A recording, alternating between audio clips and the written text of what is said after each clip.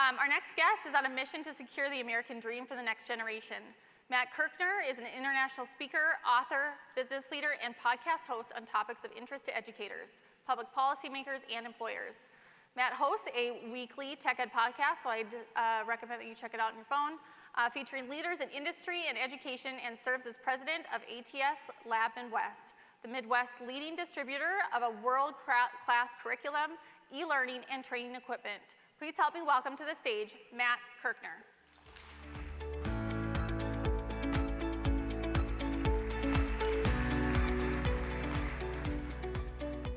Well, thank you so very much, Maria. It's such a pleasure to be with all of you here this afternoon. We are finishing strong here. It's been a fantastic day, and we are having an absolutely wonderful time.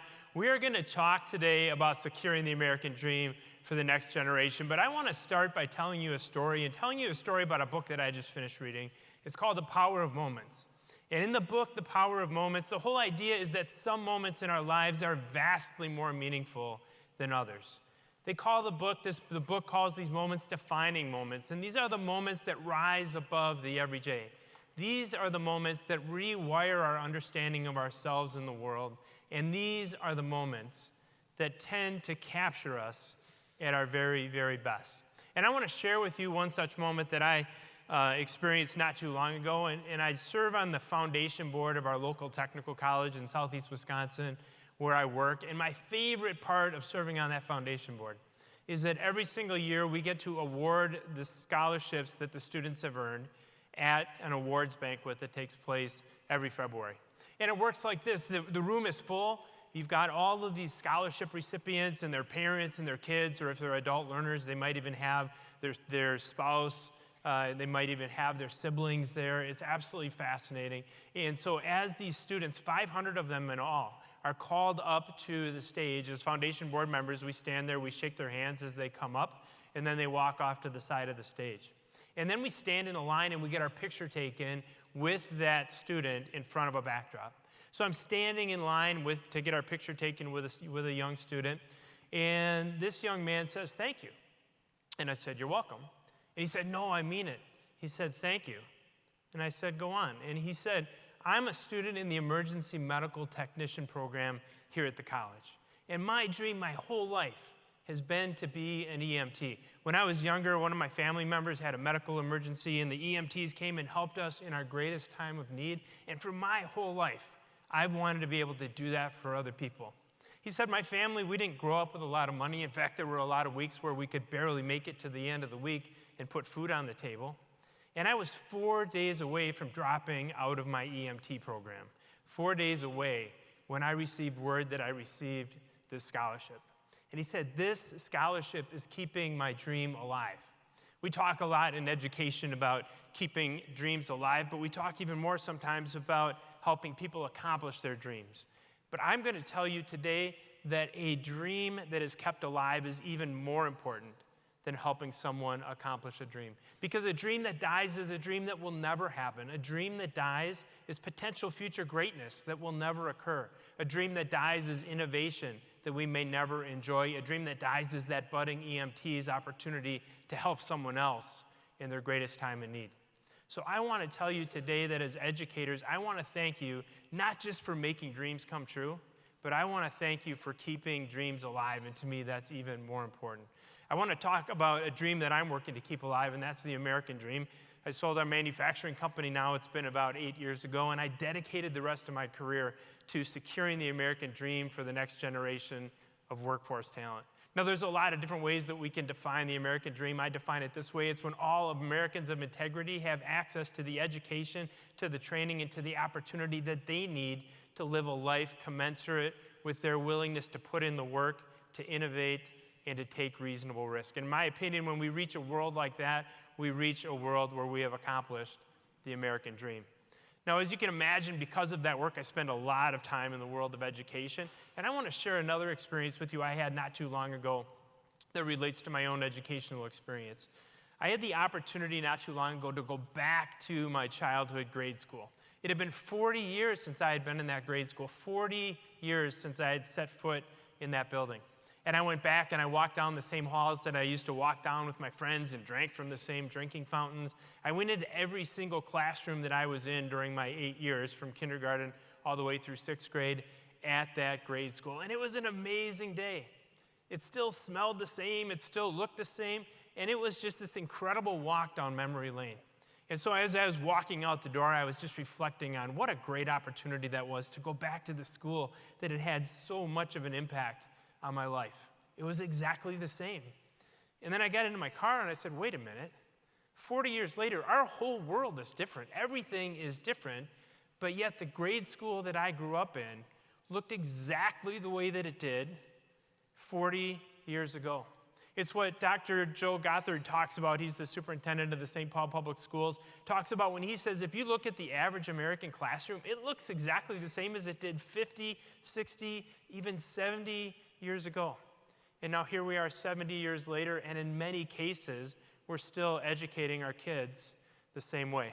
And this is in a time when technology has changed everything. If we look back just 15 years ago, with the advent of the smartphone, think about all the things that we use every single day that have been replaced now by the smartphone. We used to carry around cameras and camcorders and flashlights and gaming devices and credit card screeners. We would have video players and alarm clocks and books and tape measures and airline tickets. All of these things that we used to have all been replaced by our smartphones in the last 40 years, in the last 15 years. And in much the same way, education looks the same in some cases as it did 40 years ago.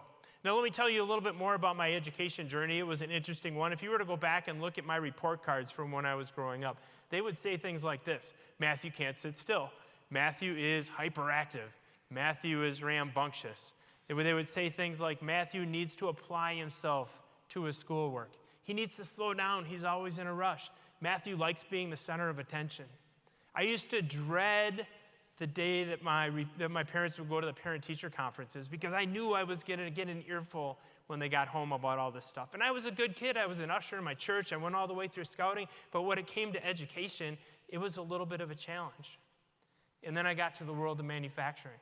And it turns out that everything that I got in trouble for in elementary school was worth its weight in gold in manufacturing. I couldn't sit still, but we refused to let our company sit still. We were always innovating. We were always improving. We were always growing. The truth of the matter is that I had the opportunity to work on 3 different manufacturing turnarounds during a 23-year career in manufacturing. And when you're in the middle of a turnaround, those are 12, 14, 16-hour days for days and weeks on end. And it turned out the ability to work long hours and maintain high levels of energy was actually a benefit, not a curse. I needed to apply myself to my schoolwork. That's what they said on my report cards. Well, maybe if I could see the end to the means, but sit there and pore over a textbook when I could be out playing wiffle ball with my friends, no way. Absolutely no way. And in the same way, in the world of manufacturing, we abhor wasted effort.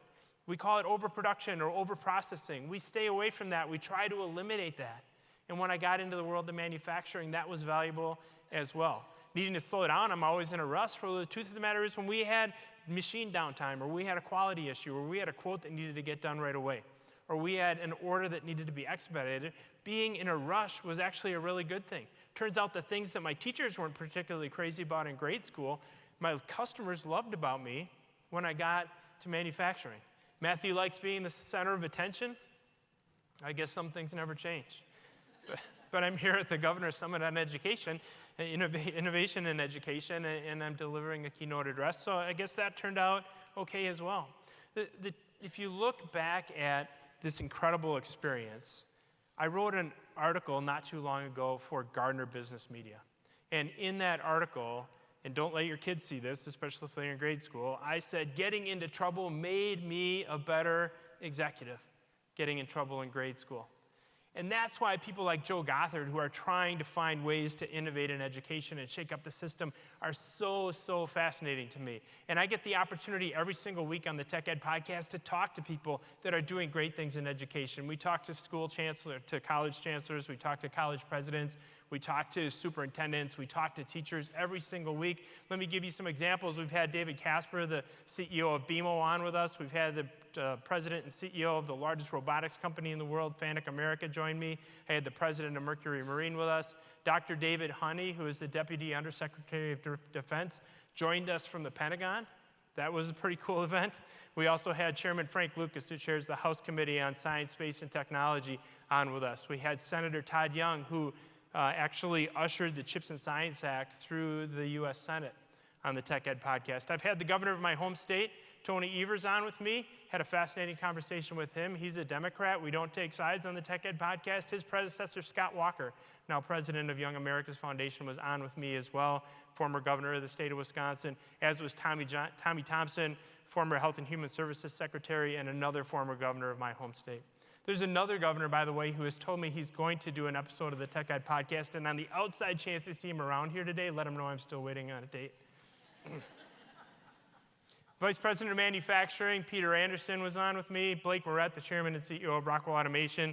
Chairman and CEO of Snap-on was on. Asatosh Padi, the Managing Director for one of the largest consulting companies in the world across North America, was on. He actually came into the podcast studio and joined me.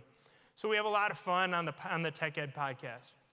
Now, as I stand up here, and I know you guys see them too, there's some people in the audience while I'm doing the presentation that are checking out their smartphones, right?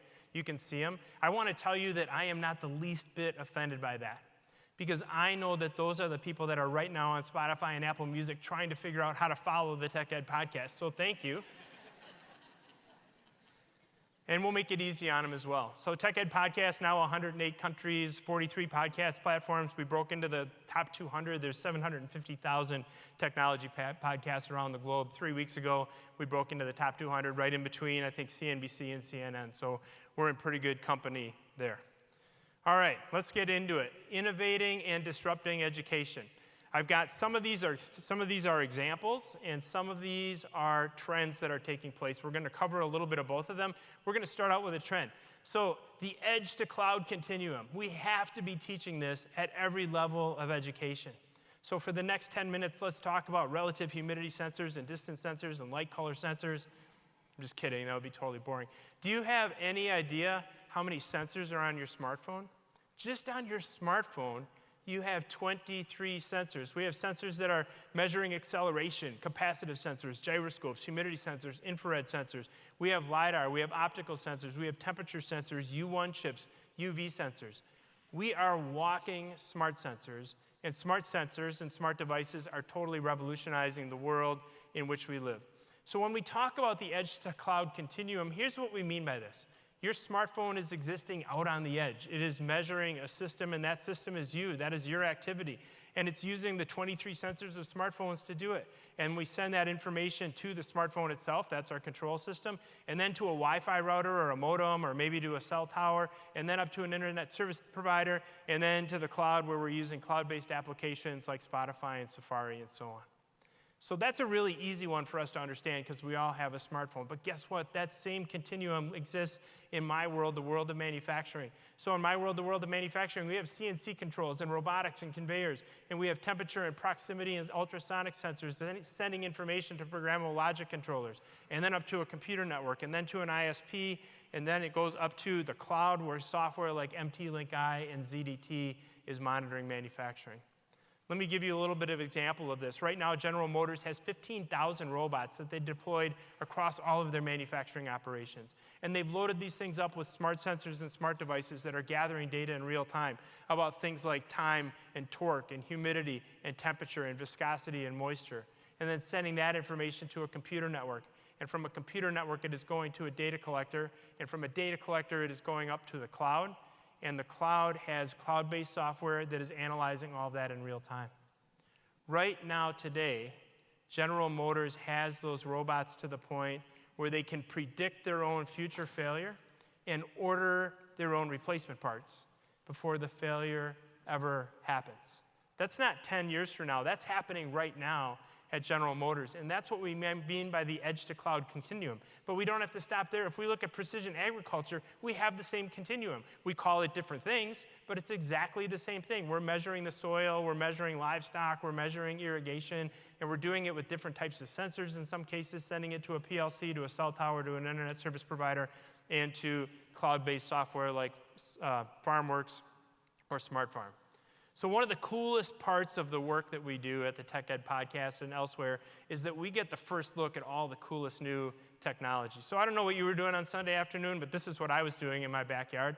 There's a company out of Spokane, Washington that sent me this precision agriculture training device. It's an autonomous vehicle. It's an autonomous tractor. It's using all this cool technology. It's got GPS, it's got telemetry, it's got ping sensors, it's got a gyroscope, it's got an accelerometer, edge to cloud. It's communicating with satellites. It's communicating using GPS. So I played with this thing for a couple hours on Sunday afternoon. It was absolutely fascinating technology. We can even take this thing and we can put it out in the parking lot, and it will actually, using GPS, it'll use the same route that it would use if it was plowing a field, for example. Now, I know a lot of you are asking yourself this question. You're like, hey, we're a Case New Holland family, and why do you have that green tractor up there, right? I know that you're asking yourself that. Here's the answer to that question. I read somewhere that the first lady of North Dakota hails from a family that spent 35 years in the John Deere business, and I'm not stupid. And that's why we have a green tractor instead of a red one. But if the red tractors are your thing, they've got that too. So if that's what you're into, you've got options. They also have, they actually have a sprayer. This thing actually sprays a gallon of liquid every single minute at 5 miles an hour, teaching students that whole edge-to-cloud continuum precision agriculture. We have the same thing in energy. We have the same thing in the world of healthcare. We have the same thing in food production. My younger brother, by the way, he's the CEO of a company that produces 80,000 cheesecakes every single day and sends them to grocery stores all over the country. He'll tell you all about edge-to-cloud in food production. And yes, when people we haven't seen in quite a while ask me what my younger brother is up to, of course I tell them that he's working at the Cheesecake Factory.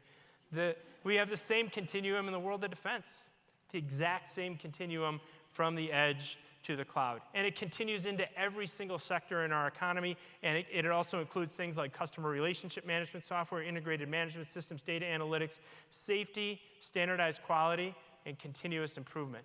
And that same continuum exists across every single segment of our economy.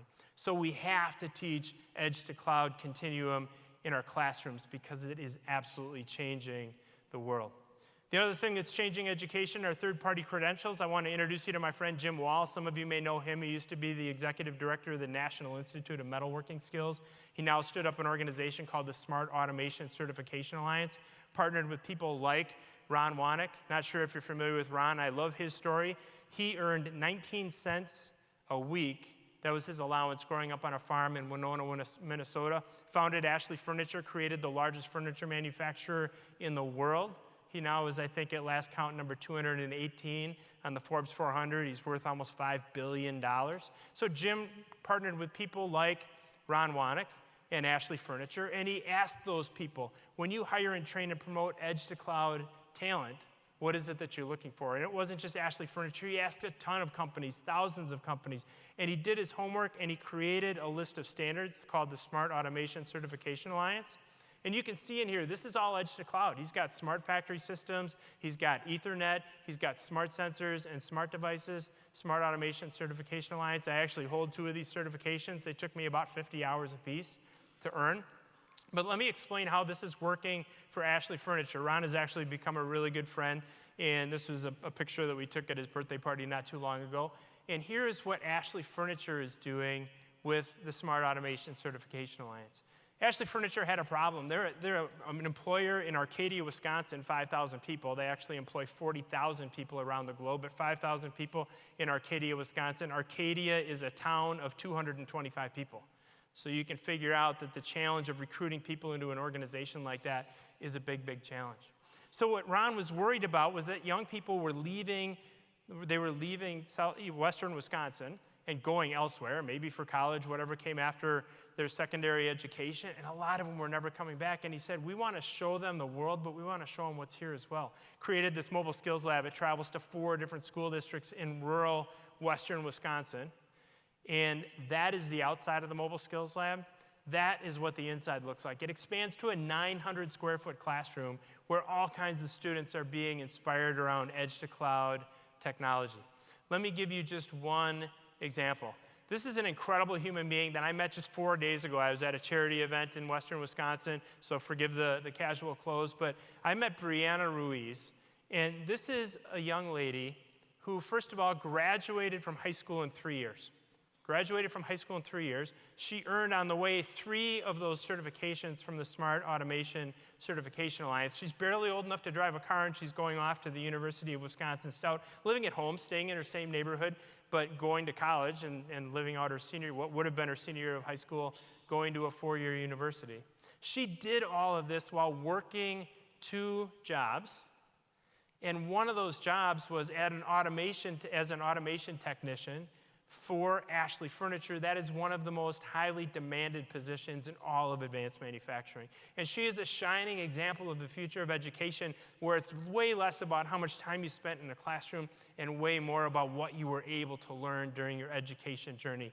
Absolutely fascinated by Brianna Ruiz. Let's talk about teaching artificial intelligence, and we're going to get into some examples in just a minute. I have this friend that I work with, and she has a niece, and her niece was talking about the class that she's taking in high school in artificial intelligence. And she said, my least favorite class is AI theory. My least favorite class is AI theory. All we do is watch boring videos about artificial intelligence. Well, shame on that school if your least favorite class is AI theory. That should be her most favorite class. We should be teaching students that all artificially intelligent systems do 4 things. They can see, they have the ability to think, they have the ability to act, and they have the ability to communicate. Let me give you an example. This is what we call an autonomous mobile robot. We use these in manufacturing and distribution. You can think of it as the driverless fork truck. Not a perfect example, but you'll get the idea.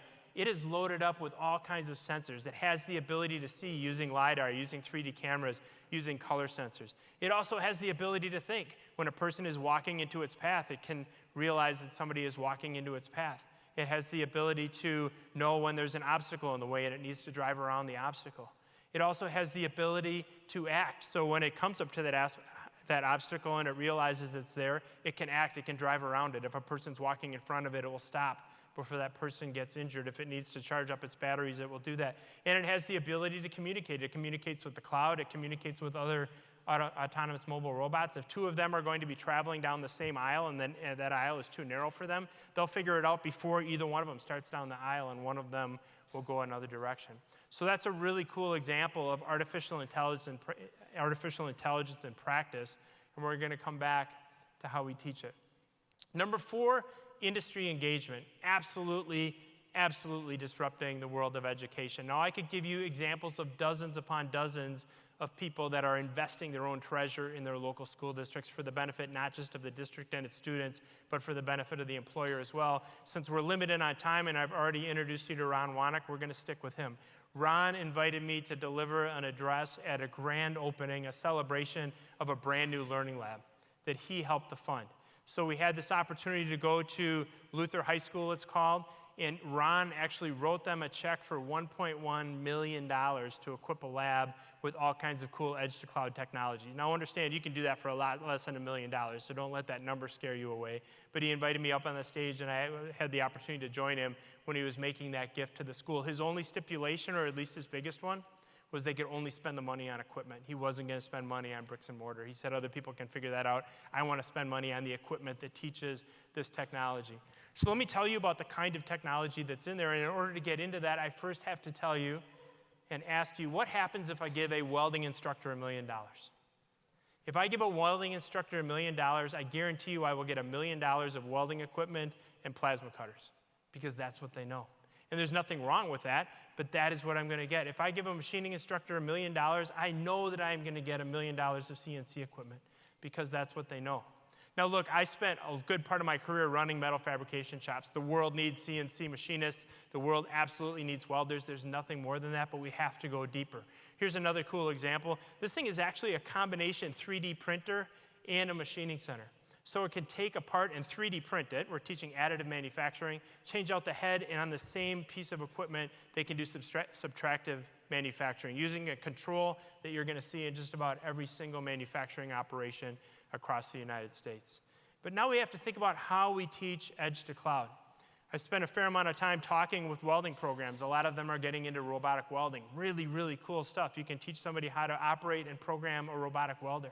But you can also teach them edge to cloud. You've got all of these smart sensors, all of these smart devices, all of these control systems, cloud-based applications that are running that equipment, gathering all kinds of information. So with the same weld robot, we can teach edge to cloud. We can do the same thing with a material handling robot. These are the things that paint things, and they assemble products, and they move materials in manufacturing.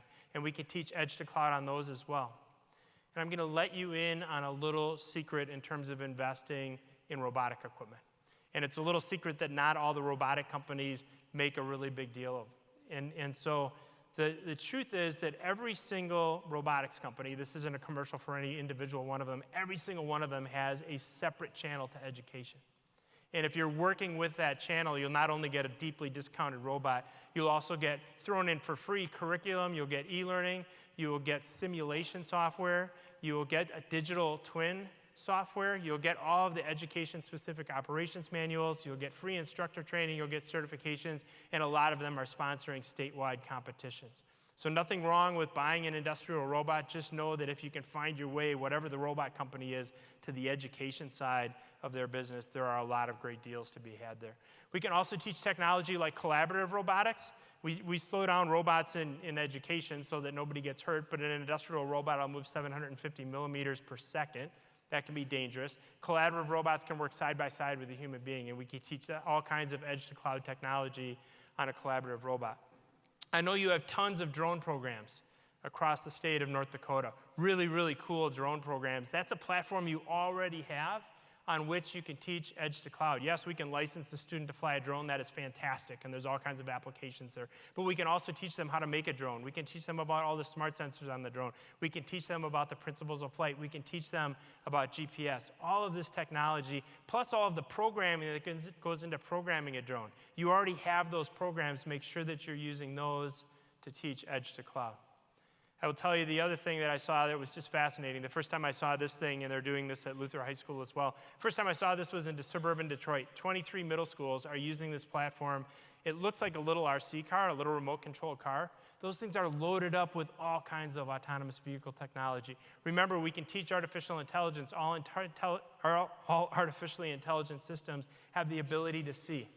These have all kinds of sensors, LiDAR, 3D scanners, and so on. They have the ability to think. So these, as they're going around the track, they have the ability to think about what they're seeing. Did I see a stop and go light? Was it red? Was it green? Did somebody put a stop sign in front of me? Did somebody put a yield sign in front of me? They have the ability to act. So if two of them are coming to the intersection at the same time, they use classification machine learning. They use unsupervised and supervised machine learning, a subset of artificial intelligence, to do that. And we can teach students exactly that technology on the platform. And of course, they're communicating. They're communicating with the cloud, they're communicating with a server, and they are communicating with each other. And they're communicating with the student. So the student can actually change the environment in real time and see how that car uses artificial intelligence to change what it's doing while it's traveling around the track. We can also teach game development and programming. I know a number of you are doing that. This is, I think, the coolest thing I saw at Luther High School. They're using that autonomous mobile robot to teach artificial intelligence. They're using it to teach machine learning. They're using it to teach edge to cloud. But if a student forgets her lunch on a day of school and mom or dad has to bring the lunch to the office, guess what brings the lunch to the student? The auto does. I thought that was really, really cool. There's all kinds of great opportunities for us, folks, to teach edge to cloud in our technical education programs, and please call it technical education. Please don't call it shop class. When we call it shop class, we take one group of students and say, you're being pigeonholed in this lane, and we take this other huge group of students and say, that's not for you, that's for the other students. I saw this article in CNBC, I think it was 2 weeks ago actually, where it was this awesome article. It was about all these students that are getting interested now in the skilled trades, coming into CNC programs, coming into welding programs, and the title of it was, High School Shop Class is Back. No, it's not. Don't call it shop class. I actually posted on LinkedIn. I'm like, don't call it shop class. You call it technical education so we don't pigeonhole students into one lane or the other. Let me give you an example. This is the statewide robotics competition that I attended not too long ago. This was the team of students that won the statewide robotics competition. 2 of them went direct to workforce. The third one went on to a community college to be an automation technician. The team that took third place, this was the team that took third place, same curriculum, same robot, same course, same certifications, different school, Plymouth High School. These 3 students all went on to Ivy League engineering schools. And not that either one of those paths is better or worse, it certainly isn't, but I'll tell you what was awesome. All three of these students came back a year after their freshman year of engineering school and said, because we went through tech ed, because we learned how to program robots and the like, we were so far ahead of all the students that just learned calculus and trigonometry and algebra and physics. That hands-on opportunity for these three Ivy League engineering students put them way ahead of all the other students, which is huge when it comes to how we influence a young person's career pathway. Number one influencer of a young person's career pathway. Take a moment to yourself and think about what that might be. Number one influencer of a young person's career pathway. And all of the usual suspects are on the list. Certainly parents influence career pathways. Teachers do. Social media does. Friends do. The classes, social and counselors and so on. All of these things affect and influence a young person's career pathway. You know what the number one influencer is, and it isn't even close? Number one influencer of a young person's career pathway are their own interests and experiences when they're in middle school and high school. That's according to a study of 23,000 young people done by Skills USA and the Manufacturing Institute. That is the number one influencer of a young person's career pathway, especially true for girls, and especially true in middle school, where girls will start to turn off to pathways. It's not that they're saying, I want to be a lawyer, or I want to be a doctor, or I want to be a nurse. They're starting to say, manufacturing's a boy's job. Engineering's a boy's job. I don't want to go down that path. So we have to influence career pathways, as so many of you know, as early as middle school and even sooner. I mentioned I had Dr. David Honey, the Deputy Undersecretary of Defense, on my podcast. This launched about 3 weeks ago, I think, and he had this great line. He said the key decision point of whether a kid is going to go into STEM is actually the 8th grade. He said that is when they make the decision of taking algebra and calculus and trigonometry and so on. He said, so when you think about it, our future as a STEM-powered country every single year is in the hands of a group of 8th graders. That is both simultaneously hilarious and terrifying. You know what isn't terrifying is this young person's career pathway. This is a young man I met a couple years ago. His name is Kyle Pike. Kyle graduated from high school. He took a one-semester course in robot operations and programming. One-semester course. The day after he graduated from high school, he started a career as a paint robot programmer at a company called Metalcraft of Mayville. They make the Skag garden tractors, zero-turn mowers, if you're familiar with that. Day after high school, I don't know what that job pays in your neck of the woods, but where I live, that's a $60,000 or $70,000 job with a high school diploma, and his employer will pay him to continue his education if he wants to continue his education. And you know, when you live in Lamira, Wisconsin, and you've just graduated from high school and you're making $70,000 a year, you know what Kyle drives to work? Any pickup truck he wants. Absolutely any pickup truck he wants. Let's finish here with what's happening with the 4-year degree, the future of the 4-year degree. So I raised my kids in a home that's about 6 or 7 blocks from Cardinal Stritch University. This is a small Catholic college in southeast Wisconsin. I love that university. We would walk through the paths with our kids when they were little, enjoy all the flowers and the plants. It's absolutely beautiful. My best friend took his Master's of Business Administration from Cardinal Stritch University. Another great friend of mine is the Vice President of Development for Cardinal Stritch University. So April of this year, I'm getting ready to fly to the national board meeting for the American Technical Education Association. And what do I see? Cardinal Stritch University closing at the end of the semester. Thousands of students whose education pathway is totally in chaos. Hundreds upon hundreds of people losing their jobs, and sadly, I fear, that is just the tip of the iceberg. That is the canary in the coal mine for higher education.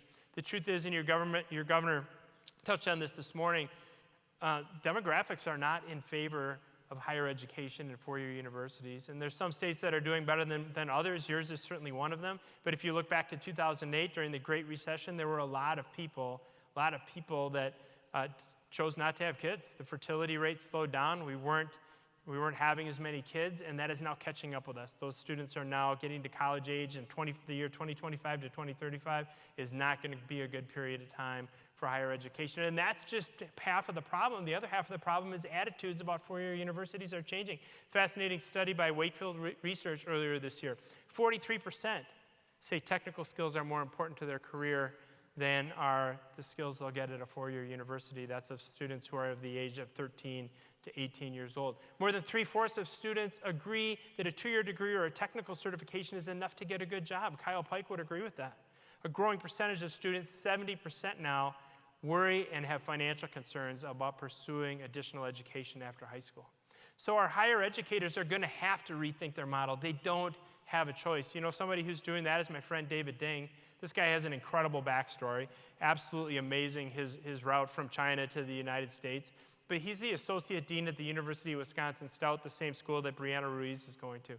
He is breaking new ground in the world of education with a degree in automation leadership. Bachelor's degree in automation leadership, the most in-demand skill among engineers in the world of advanced manufacturing. These people are worth their weight in gold. David partnered with the Smart Automation Certification Alliance. That's Jim Wall's organization that we talked about a little while ago. And here's how this degree program works. For earning these micro-credentials that student can earn in high school, they can earn it at an industrial employer, they can earn it at a technical or community college. If they earn those 15 credentials plus 2 electives, 40 credits.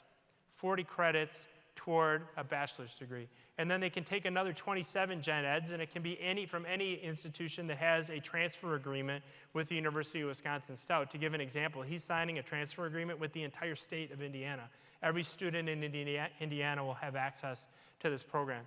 And then there are a series of professional degrees or professional certifications. You earn 7 of the 14 on this list, and that is good for another 21 credits. So now we have a student who hasn't set foot in a university classroom, hasn't set foot on a university campus, hasn't paid a penny of university tuition, and has 88 credits toward a 120 credit bachelor's degree. And then they come to the University of Wisconsin-Stout, or they don't. They can do all of this remotely. They can stay in their own hometown. They can stay in their own community, earn another 21 credits in the courses that are on your screen. The only caveat is the Higher Learning Commission says at least 32 total credits, which can be other electives, have to be earned at the University of Wisconsin-Stout for them to be able to confer the degree. And now that student has a bachelor's degree in automation leadership. They barely paid, they haven't even paid for two semesters of university tuition. And so what happens is David's getting a little criticism. He's drawing a little bit of fire because people are saying, well, wait a minute, if you have 40 students in an engineering program or an automation leadership program, and they're paying in-state tuition of $10,000 a year, and they're there for 4 years, that's $1.6 million. Now you're only going to have those students for a year. Your revenue model is going to blow up. And David says, well, I'm planning on having 1,000 students studying all across the United States at $10,000 a year or more if they're out of state, and doing it for 1 year. And I'm not really good with numbers, but I can tell you that $10 million is a lot more than $1.6 million. This is a great example of how we disrupt higher education, and people like David Ding are figuring this out. And it's going to be really exciting to watch. Folks, I could spend another 3 or 4 hours to giving you examples of some really cool things that are happening when we're disrupting education. We hear about them every single week. Unfortunately, I'm limited for time, so I have to stop here. And I'm going to stop with this. As some of you know, I spent 2 weeks in the state of North Dakota. I heard about all the great things that your governor talked about this morning. I'm a hands-on kinesthetic learner. I can't read about it in a book. I have to come see it, and so I did. And I went from one end of your state to the other in 1 week, and I turned around and went from one end to the other the next week. And I met so many fascinating people, great people, friendly people. They opened up their doors to me. They shared what they were doing in technical education. They shared what they were doing in education in general. That was all good, but you know what the best thing is? And I travel all over the country and talk with people in the world of education. I have never seen a state that is more aligned from the state house to the schoolhouse than the state of North Dakota on the idea of how we inspire young people toward great careers, how we invest in education. Your state is making unprecedented investments in the future of education, and I might add, in some ways, disrupting education. That is simultaneously a huge opportunity and a great responsibility, because when you spend once in a generation money, you probably only get one opportunity to get it right. I know you will, and when you do, you will be securing the American dream for the next generation of STEM and workforce talent. Thank you so much. You've been a wonderful audience.